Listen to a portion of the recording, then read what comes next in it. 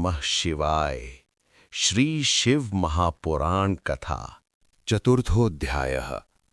चंचुला की प्रार्थना से ब्राह्मण का उसे पूरा शिव पुराण सुनाना और समयानुसार शरीर छोड़कर शिवलोक में जा चंचुला का पार्वती जी की सखी होना। सौभाग्य की बात है कि भगवान शंकर की कृपा से शिव पुराण की इस वैराग्य युक्त तथा श्रेष्ठ कथा को सुनकर तुम्हें समय पर चेत हो गया है। हे ब्राह्मण पत्नी, तुम डरो मत, भगवान शिव की शरण में जाओ।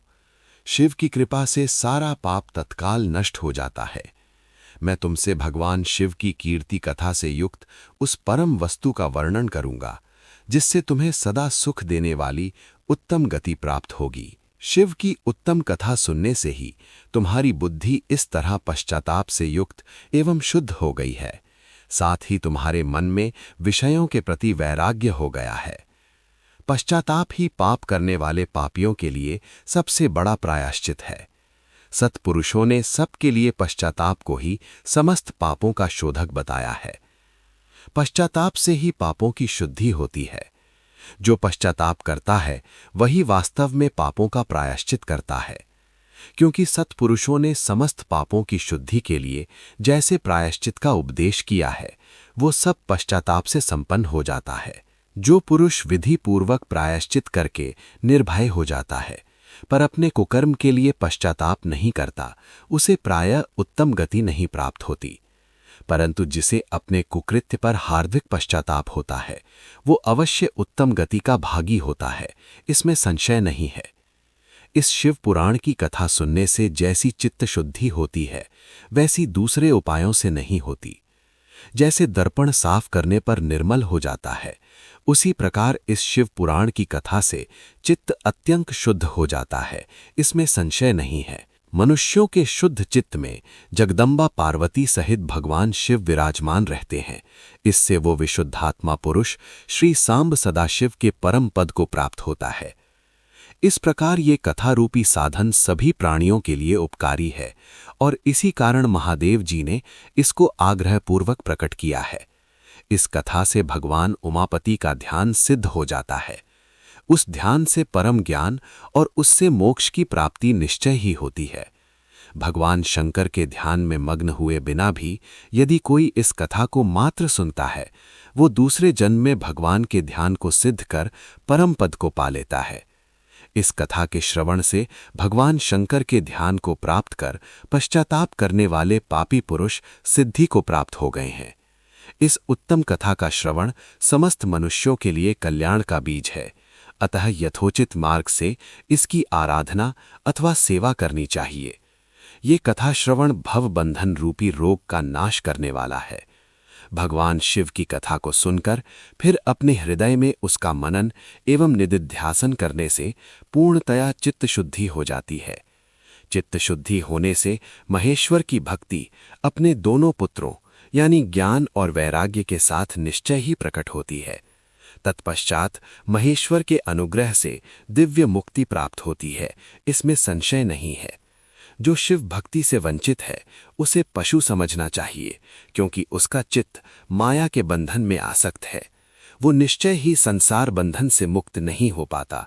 हे ब्राह्मण पत्नी, इसलिए तुम विषयों से मन को हटा लो और भक्ति भाव से भगवान शंकर की इस परम पावन कथा को सुनो।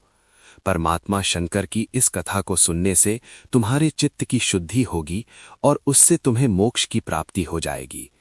निर्मल चित्त से भगवान शिव के चरणारविंदों का चिंतन करने वाले की एक ही जन्म में मुक्ति हो जाती है, ये मैं तुमसे सत्य सत्य कहता हूँ। शौनक, इतना कहकर वे श्रेष्ठ शिव भक्त ब्राह्मण मौन हो गए। उनका हृदय करुणा से आर्द्र हो गया था। वे शुद्ध चित्त महात्मा भगवान शिव के ध्यान में मग्न हो गए। तदनंतर बिंदुक की पत्नी चंचुला मन ही मन प्रसन्न हो उठी। ब्राह्मण का उक्त उपदेश सुनकर उसके नेत्रों में आनंद के आंसू छलक आए थे। वह ब्राह्मण पत्नी चंचुला हर्षित हृदय से उन श्रेष्ठ ब्राह्मण के चरणों में गिर पड़ी और हाथ जोड़कर बोली, मैं कृतार्थ हो गई। तत्पश्चात उठकर वैराग्य युक्त तथा उत्तम बुद्धि वाली वह स्त्री जो अपने पापों के कारण आतंकित थी, उन महान शिवभक्त ब्राह्मण से हाथ जोड़कर गदगद वाणी में कहने लगी, हे ब्रह्मन, हे शिव भक्तों में श्रेष्ठ, हे स्वामिन, आप धन्य हैं। परमार्थदर्शी हैं और सदा परोपकार में लगे रहते हैं। इसलिए आप श्रेष्ठ साधु पुरुषों में प्रशंसा के योग्य हैं। हे साधु, मैं नरक के समुद्र में गिर रही हूँ, आप मेरा उद्धार कीजिए, उद्धार कीजिए।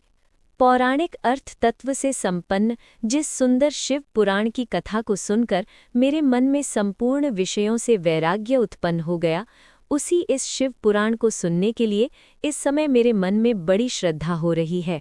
ऐसा कहकर हाथ जोड़ उनका अनुग्रह पाकर चंचुला उस शिव पुराण की कथा को सुनने की इच्छा मन में लिए उन ब्राह्मण देवता की सेवा में तत्पर हो वहां रहने लगी। तदनंतर शिव भक्तों में श्रेष्ठ और शुद्ध बुद्धि वाले उन ब्राह्मण देवता ने उसी स्थान पर उस स्त्री को शिव पुराण की उत्तम कथा सुनाई। इस प्रकार उस गोकर्ण नामक महाक्षेत्र में उन श्रेष्ठ ब्राह्मण से उसने शिव पुराण की वह परम उत्तम कथा सुनी, जो भक्ति, ज्ञान और वैराग्य को बढ़ाने वाली तथा मुक्ति देने वाली है। उस परम उत्तम कथा को सुनकर वह ब्राह्मण पत्नी अत्यंत कृतार्थ हो गई। उन सद्गुरु की कृपा से उसका चित्त शीघ्र ही शुद्ध हो गया। भगवान शिव के अनुग्रह से उसके हृदय में शिव के सगुण रूप का चिंतन होने लगा। इस प्रकार सद्गुरु का आश्रय लेकर उसने भगवान शिव में लगी रहने वाली उत्तम बुद्धि पाकर शिव के सच्चिदानंदमय स्वरूप का बारंबार चिंतन आरंभ किया। वह प्रतिदिन तीर्थ के जल में स्नान करके जटा और वल्कल धारण करने लगी तथा समूची देह में भस्म लगाकर रुद्राक्ष के आभूषण धारण करने लगी। वह भगवान शिव के नाम जप में लगी रहती थीं, संयमित वाणी और अल्पाहार करते हुए गुरु के बताए मार्ग से वह शिव जी को प्रसन्न करने लगी। हे शौनक, इस प्रकार शंभु का उत्तम ध्यान करते हुए उस चंचुला का बहुत सा समय बीत गया। तत्पश्चात समय के पूर्ण होने पर भक्ति, ज्ञान और वैराग्य से युक्त हुई चंचुला ने अपने शरीर को बिना किसी कष्ट के त्याग दिया। इतने में ही त्रिपुर शत्रु भगवान शिव का भेजा हुआ एक दिव्य विमान द्रुत गति से वहां पहुंचा, जो उनके अपने गणों से युक्त और भांति भांति के शोभा साधनों से संपन्न था। चंचुला उस विमान पर आरूढ़ हुई और भगवान शिव के श्रेष्ठ पार्षदों ने उसे तत्काल शिवपुरी में पहुंचा दिया। उसके सारे मल धुल गए थे। वह दिव्य रूप धारणी दिव्यांगना हो गई थीं। उसके दिव्य अवयव उसकी शोभा बढ़ाते थे। मस्तक पर अर्धचंद्र का मुकुट धारण किए वह गौरांगी देवी शोभाशाली दिव्य आभूषणों से विभूषित थीं। वहां पहुंचकर उसने त्रिनेत्रधारी महादेव जी को देखा। ब्रह्मा, विष्णु आदि देवता उन सनातन शिव की सेवा कर रहे थे। गणेश, भृंगी, नंदीश, वीरभद्रेश्वर आदि गण उत्तम भक्ति के साथ उनकी उपासना कर रहे थे। उनकी अंग कांति करोड़ों सूर्यों के समान प्रकाशित हो रही थी। कंठ में नील चिन्ह शोभा पाता था। उनके 5 मुख थे और प्रत्येक मुख में 3-3 नेत्र थे। मस्तक पर अर्धचंद्राकार मुकुट शोभा देता था। उन्होंने अपने वामांग में गौरी देवी को बिठा रखा था, जो विद्युत पुंज के समान प्रकाशित थीं।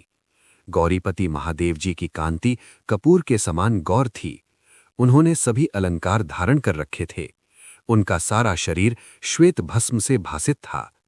शरीर पर श्वेत वस्त्र शोभा पा रहे थे। वे अत्यंत उज्ज्वल वर्ण के थे।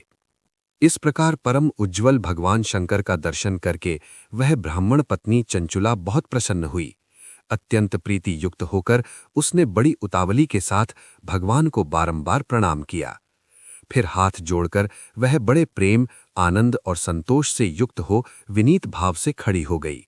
उसके नेत्रों से आनंदाश्रुओं की अविरल धारा बहने लगी तथा संपूर्ण शरीर में रोमांच हो गया। उस समय भगवती पार्वती और भगवान शंकर ने उसे बड़ी करुणा के साथ अपने पास बुलाया और सौम्य दृष्टि से उसकी ओर देखा। पार्वती जी ने तो दिव्य रूप धारणी बिंदुगा प्रिया चंचुला को प्रेम पूर्वक अपनी सखी बना लिया। वह उस परमानंद घन ज्योतिष स्वरूप सनातन धाम में अविचल निवास पाकर दिव्य सौख्य से संपन्न हो अक्षय सुख का अनुभव करने लगी।